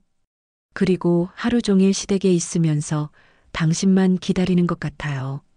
지우는 난처한 표정을 지었습니다. 누나가 내 인생에 많이 투자했어. 어렸을 때 부모님이 바쁘셔서 누나가 나를 키웠거든. 중학교 때부터 대학 나올 때까지. 그건 알아요. 하지만 그게 평생 가는 건 아니잖아요. 평생이 아니라 가족이야. 가족은 평생 가는 거지. 선희는 더 이상 말하지 않았습니다. 말해봤자 소용없다는 걸 알았으니까요. 주말이 되었어요. 지우는 혼자 시댁으로 내려갔습니다. 선희는 집에 혼자 남았죠. 오랜만에 조용한 주말이었어요. 하지만 그 평화는 오래가지 않았습니다. 일요일 오후 지훈에게서 전화가 왔어요. 선희야, 미안한데. 왜요? 누나가 저녁까지 같이 먹자고 해서 오늘 늦게 들어갈 것 같아. 네. 내일 출근인데? 알아. 근데 누나가 계속 붙잡는데 어떡해. 오랜만에 만났는데. 선희는 화가 났습니다. 형님이 붙잡는다고 다 들어줘야 해요? 그게 아니라 오랜만에 만났는데 좀 더 같이 있고 싶어 하잖아. 당신 결혼했어요. 이제 집에 와야죠. 알았어, 알았어. 최대한 빨리 올게. 하지만 지우는 밤 11시가 되어서야 들어왔습니다. 선희는 이미 잠들어 있었어요. 다음 날 아침 선희가 출근 준비를 하는데 지훈이 말했습니다. 선희야, 누나가 그러는데 이제 형님 얘기 듣기 싫어요. 아니, 들어봐. 중요한 거야. 뭔데요? 누나가 우리 집에 한 달 정도 머물고 싶대. 선희는 립스틱을 바르다 손을 멈췄습니다. 뭐라고요? 시댁집을 리모델링한대. 그동안 갈 데가 없어서 호텔에 가면 되죠. 그게 비용이 부담되잖아. 형님은 돈이 있으신데요? 작년까지 회사 다니셨잖아요. 퇴직금 다 썼대. 요즘 좀 어렵다고 하더라. 선희는 거울 속 자신을 바라봤습니다. 33세 자신이 피곤해 보였어요. 싫어요. 선희야. 한 달이요? 한 달 동안 우리 집에요? 절대 안 돼요. 그래도 누나인데. 누나면 다 돼요? 우리 신혼집이에요. 결혼한 지 2년밖에 안 됐어요. 지우는 난처한 표정을 지었습니다. 그럼 어떡해? 누나가 갈 데가 없는데. 그건 형님 문제죠. 왜 우리가 책임져야 해요? 책임이 아니라 도와주는 거지. 도와주는 게 한 달이에요? 일주일도 아니고. 선희의 목소리가 높아졌습니다.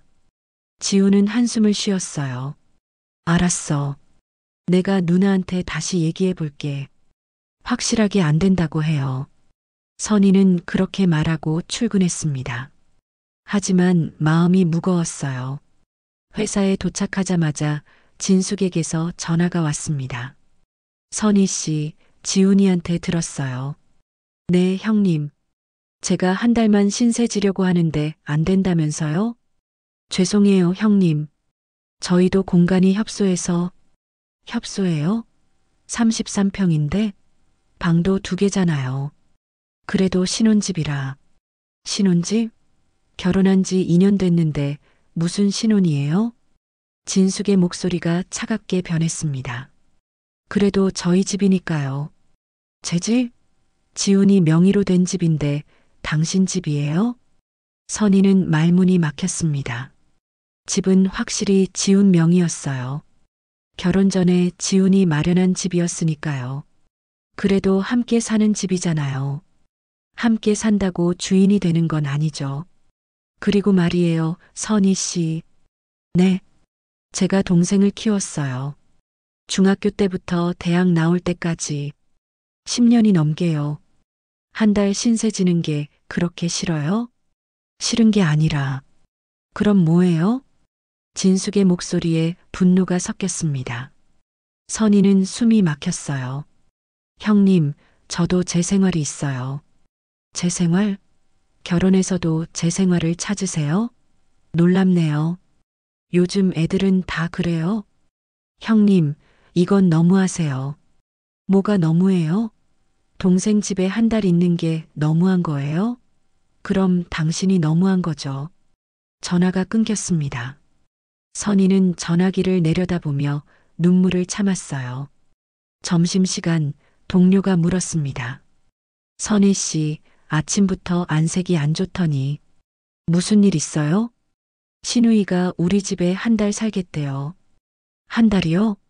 그건 좀. 그죠? 저도 싫다고 했는데 남편은 누나 편이에요.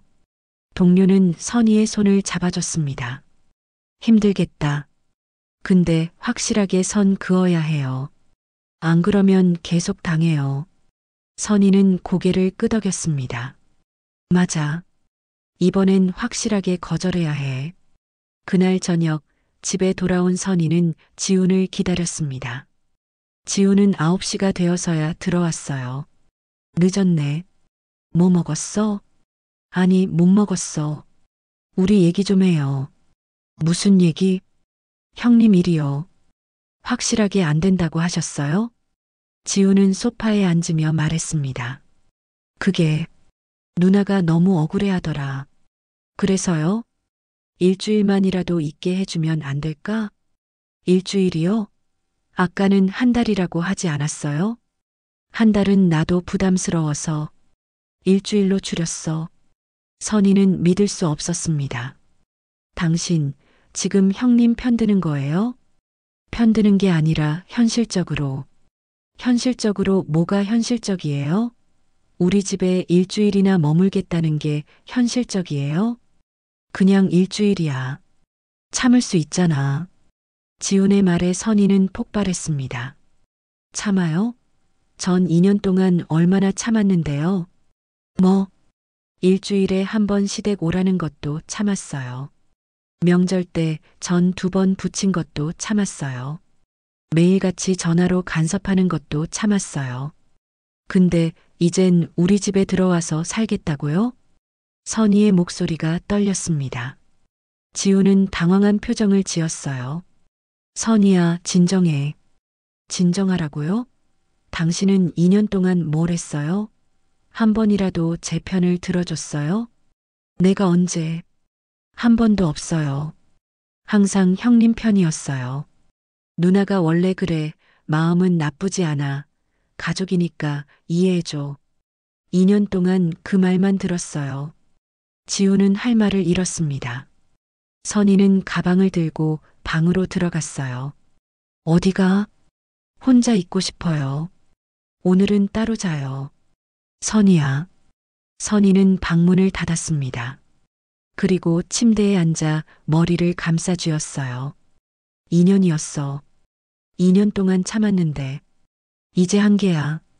그날 밤 선희는 오랫동안 잠들지 못했습니다. 천장을 바라보며 생각했어요. 이혼해야 하나? 이렇게 사는 게 맞나? 하지만 아직 포기하고 싶지 않았습니다. 지훈을 사랑했으니까요.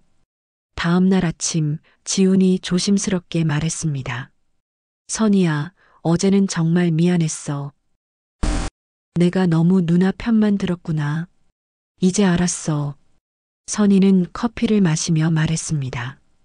형님 일주일 오시는 거 허락할게요. 정말? 대신 조건이 있어요.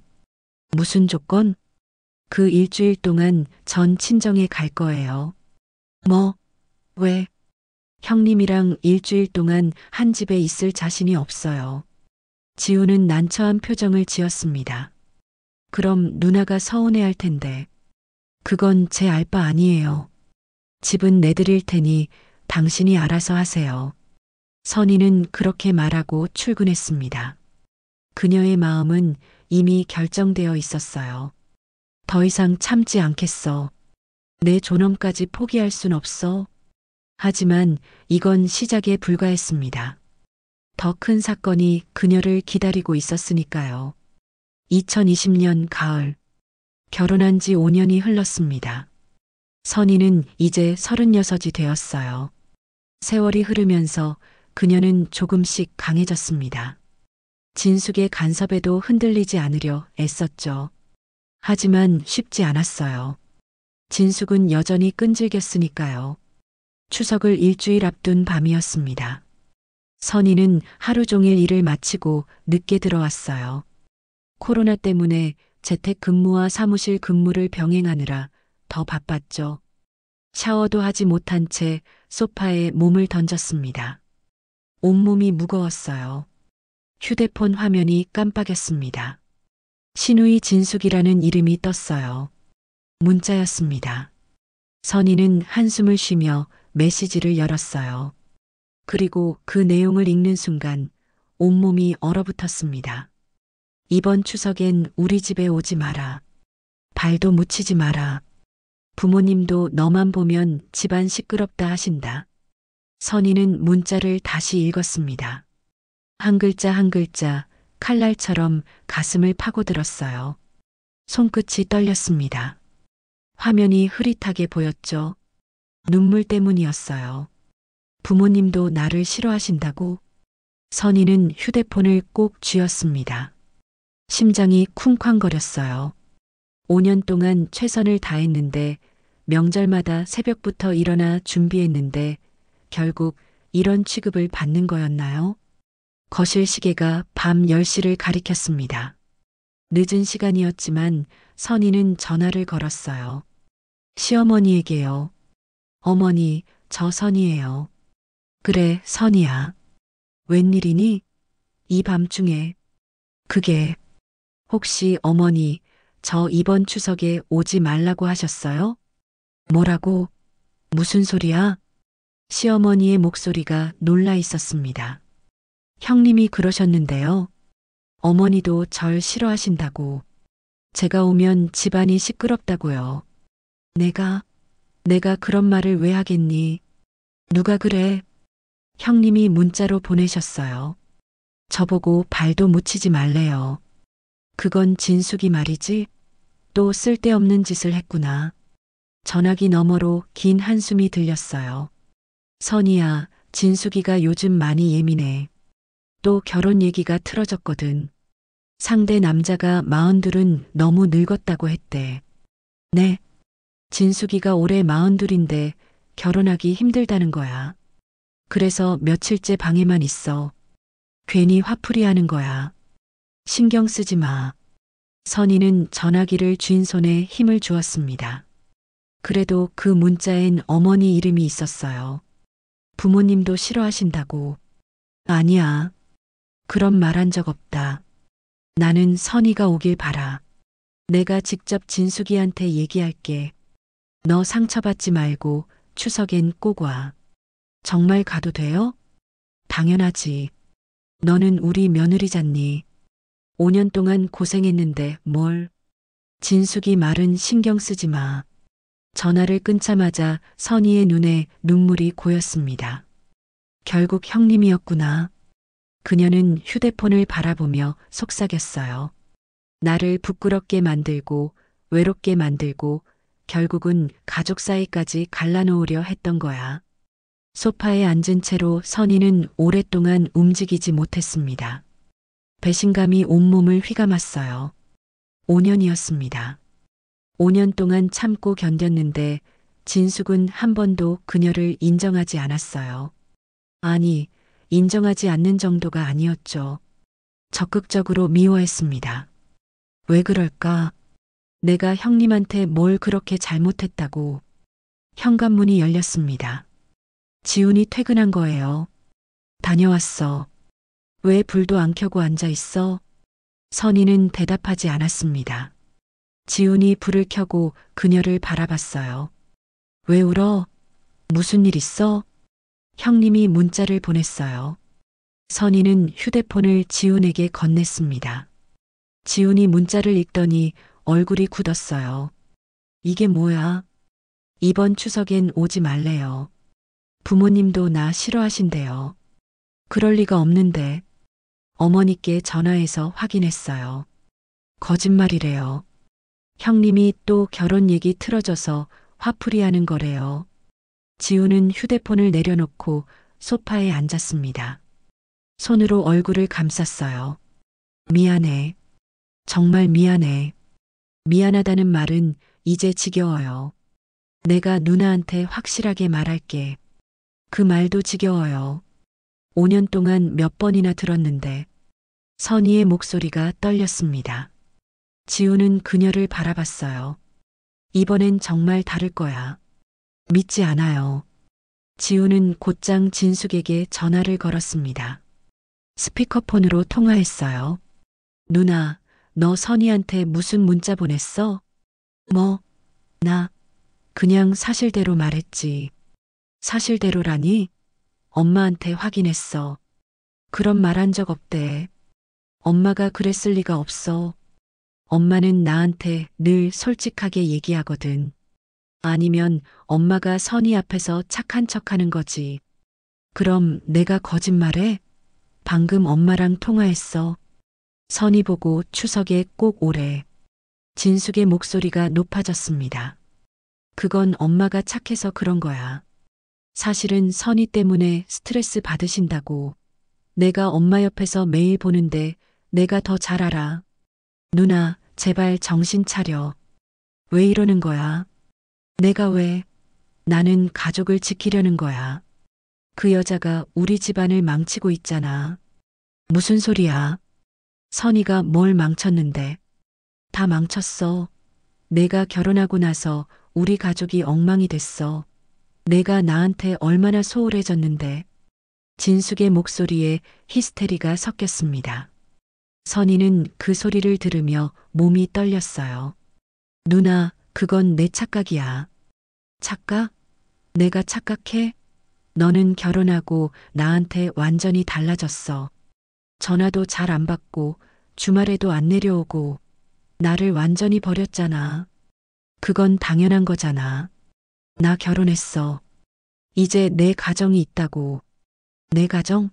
너는 우리 가족은 버린 거야? 나를 버린 거야?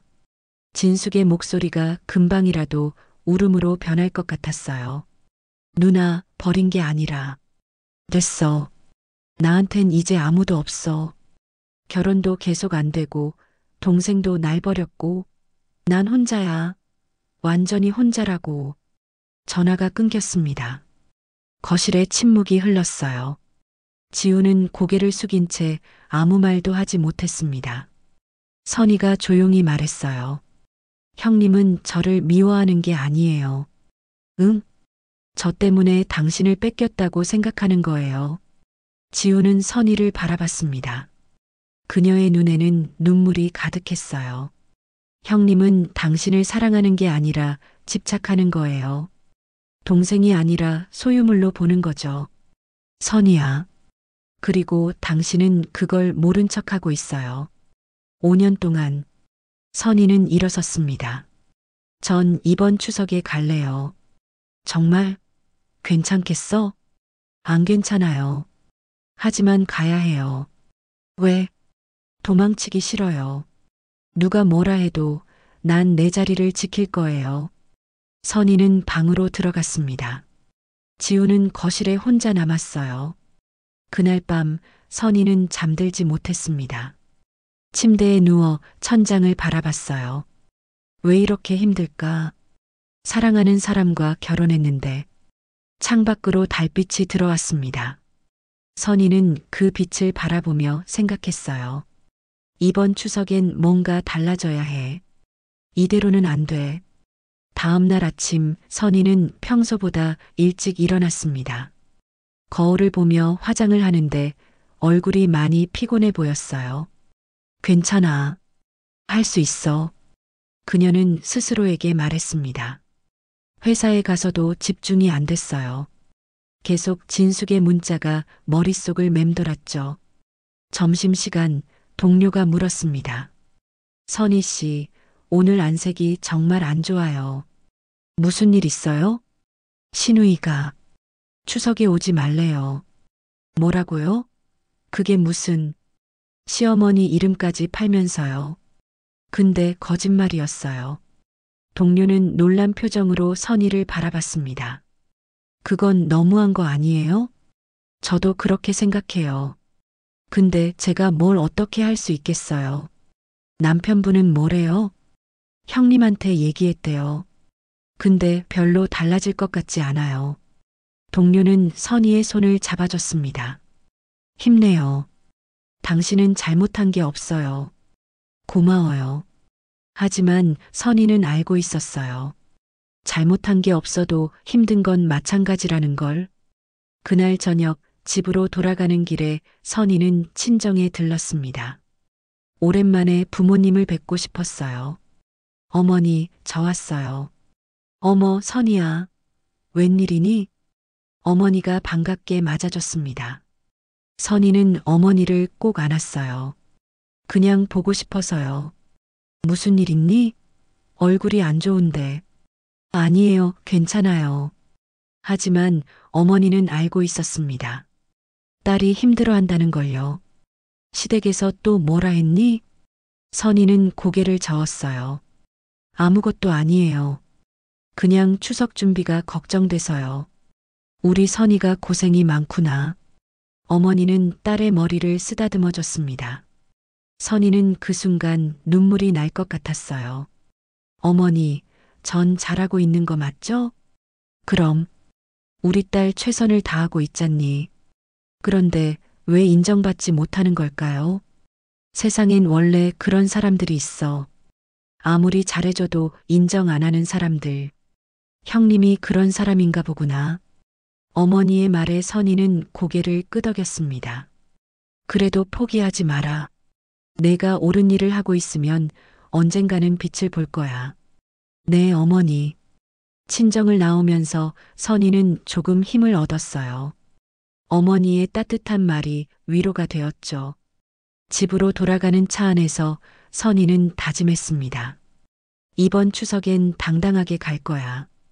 누가 뭐라 해도. 그리고 그 다짐은 곧 현실이 될 것입니다. 하지만 그녀는 몰랐어요. 그 추석에 모든 게 터질 줄은. 차창 밖으로 가을 하늘이 보였습니다. 높고 맑은 하늘이었어요. 하지만 선희의 마음은 여전히 무거웠습니다. 이제는 두렵지 않다. 누가 뭐라 해도 나는 나의 명절을 살 거야. 그날 밤 지훈이 다가와 말했습니다. 선희야, 정말 괜찮겠어? 누나한테 또 그런 문자 받았는데. 괜찮아요. 어머니께서 오래요. 그걸로 충분해요. 그래도 당신도 이번엔 확실하게 정리하세요. 형님과 저 사이에서 누구 편인지. 지우는 선희의 손을 꼭 잡았습니다. 나는 내 편이야. 이번엔 정말로 믿을게요. 이번만큼은. 선희는 그렇게 말하며 창밖을 바라봤습니다. 그렇게 선희는 마지막 전쟁을 준비하고 있었습니다. 5년 동안의 인내가 끝나는 순간이 다가오고 있었어요. 2025년 추석 당일 아침, 하늘은 잔잔하게 맑았습니다. 구름 한 점 없는 파란 하늘이었어요. 선희는 눈을 뜨자마자 결심을 되새겼습니다. 오늘은 피하지 않는다. 거울 앞에 선 그녀는 단정하게 머리를 빗었어요. 41살의 나이에도 여전히 우아한 모습이었죠. 연한 베이지색 블라우스에 검은색 치마를 입었습니다. 차분하면서도 품이 있는 차림이었어요. 남편 지훈이 걱정스러운 눈빛으로 물었습니다. 정말 갈 거야? 누나한테 그런 문자 받았는데. 응. 누가 뭐라 해도 내 자리니까. 선희의 목소리는 차분했습니다. 지훈은 그녀의 손을 꼭 잡았어요. 미안해. 내가 부족해서. 이제 사과는 됐어요. 오늘은 당신도 확실하게 정리하세요. 무슨 정리? 형님과 저 사이에서 누구 편인지. 지훈은 대답하지 못했습니다. 선희는 가방을 들고 현관으로 향했어요. 차는 천천히 시댁으로 향했습니다. 고속도로 위로 가을 햇살이 따사롭게 내려앉았어요. 하지만 선희의 마음은 긴장으로 가득했죠. 2시간 후 시댁 앞에 도착했습니다. 문 앞에 진숙의 차가 먼저 보였어요. 선희는 깊게 숨을 들이마셨습니다. 할 수 있어. 현관문을 열고 들어서자 이미 가족들이 모여 있었습니다. 시어머니가 가장 먼저 일어나 선희를 맞았어요. 왔구나, 선희야. 고생 많았다. 어머니, 안녕하세요. 선희는 공손하게 인사했습니다. 시어머니는 선희의 손을 꼭 잡아줬어요. 그 손길이 따뜻했습니다. 잘 왔다. 너 때문에 우리 명절이 완성되는 거야. 그 말에 선희는 눈시울이 뜨거워졌어요. 10년 만에 처음 듣는 따뜻한 환영이었습니다. 진숙은 소파에 앉아 팔짱을 낀 채 선희를 흘겨봤어요. 47의 나이에도 여전히 날카로운 눈빛이었습니다. 말 안 듣고 또 왔네요. 선희는 진숙을 똑바로 바라봤습니다. 형님, 말씀드릴 게 있어요. 뭔데요? 지난번 문자 받았어요. 저보고 오지 말라고 하셨죠. 거실이 조용해졌습니다. 시어머니가 놀란 표정으로 진숙을 바라봤어요. 진숙아, 내가 그런 문자를 보냈니? 진숙은 대답하지 않았습니다. 선희가 계속 말했어요. 형님은 거짓말도 하셨어요. 어머니가 저를 싫어하신다고요. 그건 어머니께 확인했어요. 그런 말씀하신 적 없다고 하셨죠. 시어머니의 얼굴이 굳었습니다. 진숙아, 그게 사실이냐? 진숙은 여전히 침묵했어요. 하지만 그 침묵이 답이었죠. 내가 어떻게 그럴 수가 있니? 엄마 이름을 팔다니. 엄마, 그게 아니라. 아니긴 뭐가 아니야. 너 때문에 선희가 얼마나 상처받았는지 알아? 시어머니의 목소리가 떨렸습니다. 74살의 나이에도 화가 나면 목소리가 단호해지는 분이었어요. 선희는 조용히 말을 이었습니다. 형님, 언제부터 그렇게 저를 미워하셨어요? 미워? 내가 왜 당신을? 상견례 때부터요. 저한테 인사도 제대로 안 하셨죠. 진숙의 얼굴이 창백해졌습니다. 결혼식 날엔 울기만 하셨고요. 신혼여행 갈 때는 명품 가방 사오라 하셨죠. 70만 원 주시고 150만 원짜리를요. 그건 첫 명절엔 전을 2번 부치게 하셨어요. 제가 정성껏 부친 거였는데 너무 두껍다고요. 선희의 목소리가 떨렸지만 멈추지 않았습니다. 일주일에 한 번 시댁 오라고 하셨죠. 제가 직장인인데도요. 우리 집에 한 달 동안 살겠다고도 하셨고요. 지훈이 놀란 표정으로 선희를 봤습니다. 그는 몰랐던 일들이 있었던 거예요. 그런데도 전 참았어요. 형님이시니까 10년 동안 참았어요. 방 안이 조용해졌습니다. 진숙의 눈에 눈물이 맺혔어요. 하지만 이번 거짓말 문자는 너무했어요. 어머니 이름까지 팔면서 저를 아프게 하는 건 참을 수 없어요. 시어머니가 진숙에게 다가갔습니다. 진숙아, 사과해라. 전 잘못한 거 없어요. 진숙의 목소리가 터져 나왔습니다. 잘못? 내가 한 게 다 잘못이야. 아니에요. 전 그냥 동생을 지키고 싶었을 뿐이에요. 진숙의 목소리가 떨렸습니다. 눈물이 볼을 타고 흘러내렸어요. 동생은 제 거였어요. 제가 키웠어요. 밥 먹이고 씻기고 학교 보냈어요. 10년 넘게요. 시어머니가 한숨을 쉬었습니다. 그래, 내가 지훈이를 많이 돌봤지. 우리가 바빠서 미안했다. 근데 결혼하더니 다 빼앗기는 것 같았어요. 동생이 저한테서 멀어지는 게 느껴졌어요. 진숙은 선희를 바라봤습니다. 그 눈빛에는 증오가 아닌 두려움이 섞여 있었어요. 당신 때문이에요. 당신이 동생을 빼앗아 갔어요. 이제 동생은 저보다 당신을 더 생각하잖아요. 선희는 조용히 대답했습니다. 전 형님한테서 지훈 씨를 빼앗은 게 아니에요. 지훈 씨는 처음부터 제 사람이었어요. 결혼했으니까요. 그래도 동생은 제 동생이에요. 맞아요. 동생이죠. 하지만 형님의 소유물은 아니에요. 그 말에 진숙은 말문이 막혔습니다. 지훈이 앞으로 나섰습니다. 그는 진숙을 바라보며 단호하게 말했어요. 누나, 나 이제 43이야. 결혼한 지도 10년 됐고, 지훈아, 누나가 나를 키워준 건 평생 감사할 거야. 근데 그게 평생 누나 곁에 있어야 한다는 뜻은 아니야. 그럼 나는 어떻게? 결혼도 계속 안 되는데 동생마저 날 떠나면 난 정말 혼자야. 진숙의 목소리가 울먹였습니다. 그녀는 무너지고 있었어요. 시어머니가 진숙을 안아줬습니다. 진숙아, 너는 혼자가 아니야. 우리가 있잖니. 하지만 전 너무 외로워요, 엄마. 친구들은 다 결혼했고 저만 혼자예요.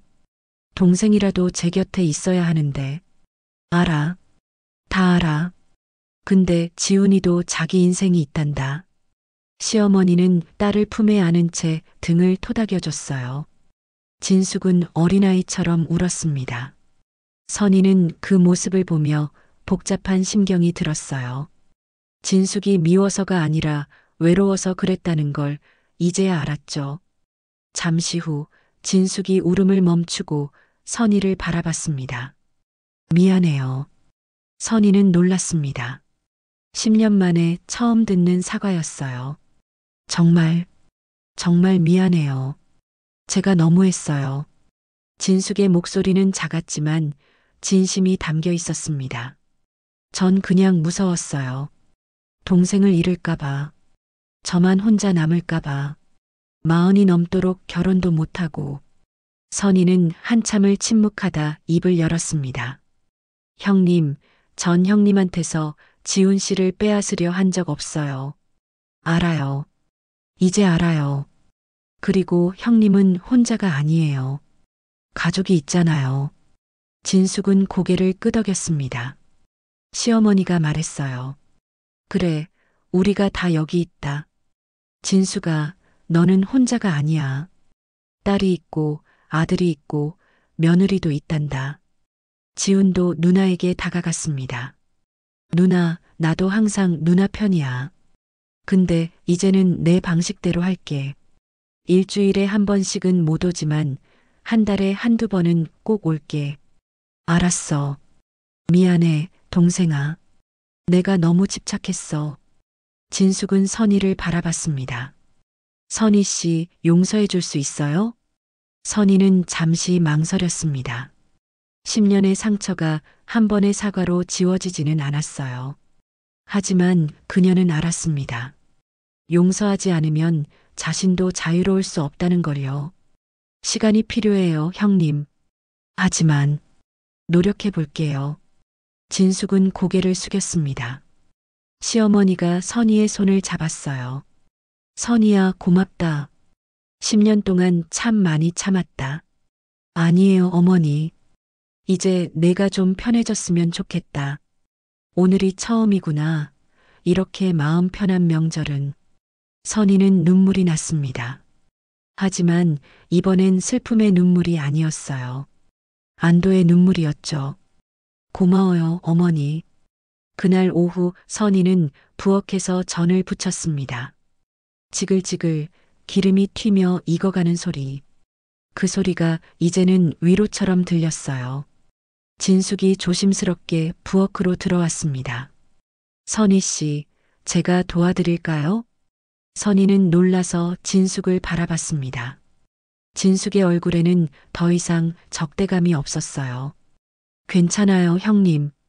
거의 다 됐어요. 그래도 진숙은 앞치마를 두르고 선희 옆에 섰습니다. 어색한 침묵이 흘렀어요. 저기 선희 씨. 네. 제가 전 부치는 법 가르쳐 줄까요? 더 쉬운 방법으로요. 선희는 잠시 멈칫했습니다. 하지만 곧 고개를 끄덕였어요. 네, 좋아요. 진숙은 반죽을 떠서 팬에 부었습니다. 얇고 고르게 펼쳤어요. 사실 두껍게 부쳐도 맛있어요. 제가 너무 까다롭게 굴었어요. 아니에요, 형님. 앞으론 형님답게 할게요. 시누이로서요.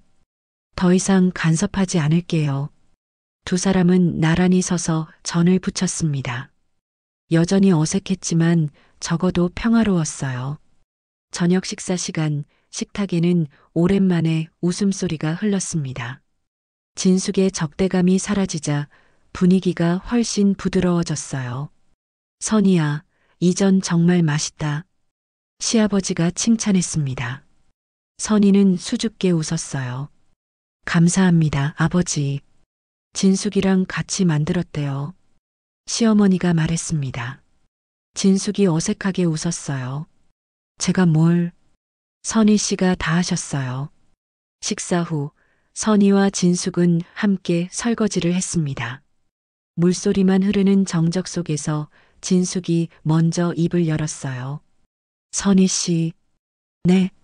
앞으로는 한 달에 한 번만 와도 돼요. 아니, 당신이 편한 대로 해요. 더 이상 강요하지 않을게요. 선희는 접시를 씻다 말고 진숙을 바라봤습니다. 고마워요, 형님. 제가 고마워해야죠. 10년 동안 참아줘서. 두 사람은 잠시 눈을 마주쳤습니다. 여전히 완벽하지는 않았어요. 상처가 완전히 아문 것도 아니었죠. 하지만 적어도 시작은 했습니다. 집으로 돌아가는 차 안에서 지훈이 말했습니다. 고생했어. 오늘 당신도 고생했어요. 누나가 변할 거라고는 생각 못했어. 사람은 변할 수 있어요. 깨달음이 있으면. 지훈은 선희의 손을 잡았습니다. 미안해. 10년 동안 내 편이 되어주지 못해서. 이제 됐어요. 오늘부터 달라지면 되죠. 그래.